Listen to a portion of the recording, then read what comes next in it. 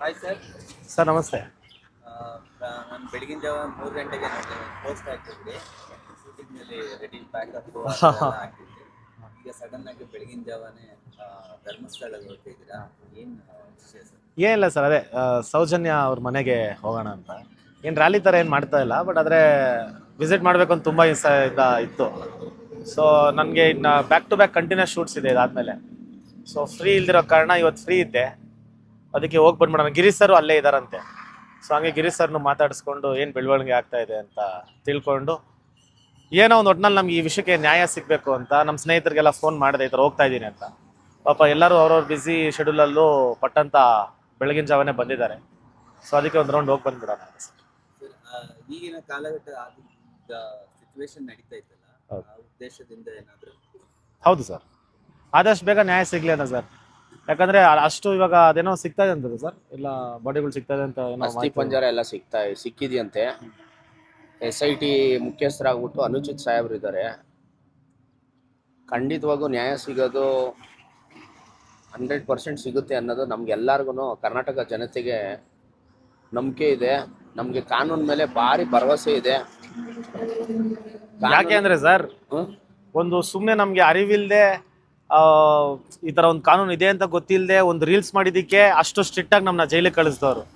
ಈ ಹುಡುಗಿ ಪಾಪ ರೇಪ್ ಆಗಿ 14 ವರ್ಷ ಆಗಿದೆ, ಇನ್ನೂ ನ್ಯಾಯ ಸಿಕ್ಕಿಲ್ಲ ಸರ್. ರೇಪ್ ಅಂಡ್ ಮರ್ಡರ್ 2012 ಆಗಿರೋದು.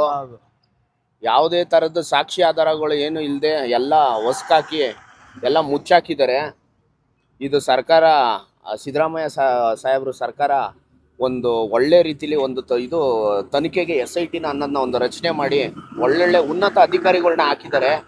ಸರಿನಾ? ನಮಗೆ ನ್ಯಾಯ ಸಿಗೋದು ಇದು ಕಡಾಖಂಡಿತ ಅಂದ್ಬಿಟ್ಟು ನಮಗೆ ಇದು ಧರ್ಮಸ್ಥಳದ ಪುಣ್ಯ ಸ್ಥಳ ಐತಲ್ಲ ಸರ್, ಆ ಮಂಜುನಾಥ ಸ್ವಾಮಿ ಆಶೀರ್ವಾದದಲ್ಲಿ ಎಲ್ಲ ಇದು ಸೌಜನ್ಯ ಅವರ ಮನೆಗೆ ಆ ಥರ 100 ಹೆಣ್ಮಕ್ಳು ಯಾರ್ಯಾರಿಗೆ ಅನ್ಯಾಯ ಆಗಿದೆ, ಅಷ್ಟೇ ಅನ್ಯಾಯ ಆಗಿರೋರಿಗೆ ಖಂಡಿತವಾಗೂ ನ್ಯಾಯ ಸಿಗೋ ಅಷ್ಟು ಧರ್ಮಸ್ಥಳ ಮಂಜುನಾಥ ಸ್ವಾಮಿ ಇರೋದು ಎಷ್ಟು ಸತ್ಯನೋ ನ್ಯಾಯ ಸಿಗೋದು ಅಷ್ಟೇ ಸತ್ಯ ಅಂದ್ಬಿಟ್ಟು ಈಗ ಈ ಸರ್ಕಾರಕ್ಕೆ ಇದು SIT ತನಿಖೆನ ಇದು ರಚನೆ ಮಾಡಿರೋ ಸಿದ್ದರಾಮಯ್ಯ ಸಾಹೇಬರು, DK ಸಾಹೇಬರು ಆಗಿರೋರಿಗೆ ಇದು ಧನ್ಯವಾದಗಳು ಹೇಳ್ತೀವಿ ಸರ್. ನಮಗೆ ಅದು ಅವ್ರು ಮಾಡೋರೆ ಇವ್ರು ಮಾಡೋರು ನಾವು ಯಾರ ಮೇಲೂ ಬ್ಲೇಮ್ ಮಾಡ್ತಾ ಇಲ್ಲ ಸರ್.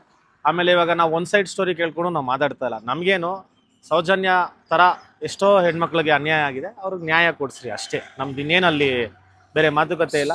ಸೊ ಆ ಕಾರಣಕ್ಕೆ ನಾವು ಅಲ್ಲಿಗೆ ಹೋಗಿ ಬರ್ತಾ ಇದ್ದೀವಿ ಸರ್. ಇಲ್ಲಿ ಸೇರಿರೋದು ನಮ್ಮದು ಉದ್ದೇಶ ಬಂದು ಮಾನವೀಯತೆ. ಮಾನವೀಯತೆ ಒಂದು ಉದ್ದೇಶ ಇಟ್ಕೊಂಡು ನಾವು ಆ ಹೆಣ್ಮಗುಗೆ 17 ವರ್ಷದ ಹೆಣ್ಮಗು, ಸರಿನಾ? ಆ ಇದರಲ್ಲಿ ಅದು ಅನ್ಯಾಯ ಆಗಿರೋದು ಇಡೀ ಪ್ರಪಂಚಕ್ಕೆ ಗೊತ್ತು.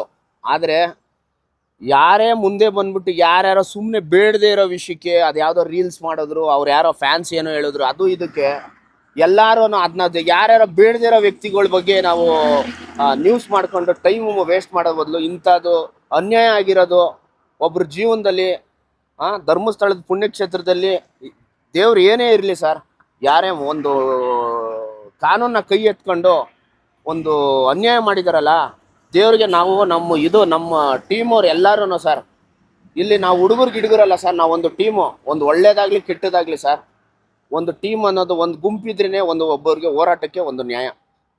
ಆ ಥರ ಎಲ್ಲರೂ ಇಲ್ಲಿಂದ ಬೆಂಗಳೂರಿಂದ ಹೊರಡ್ತಾ ಇದ್ದೀವಿ.